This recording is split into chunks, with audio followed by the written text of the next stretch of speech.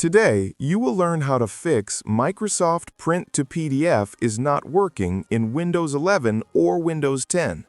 Don't worry, this problem is very common, and the solution is quick and easy. Let's fix it step by step. First, go to the taskbar search box at the bottom of your screen. Type Windows Features. From the search results, click Turn Windows Features on or off. A new window will open.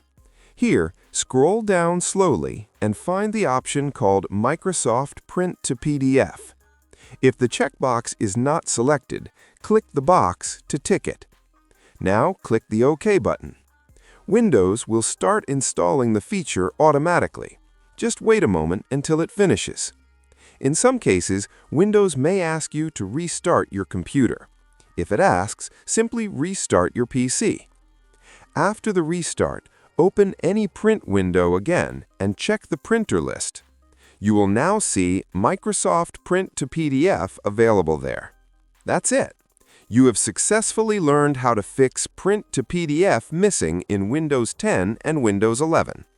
If this video helped you, please like the video, subscribe for more easy Windows and PDF tutorials. Thanks for watching.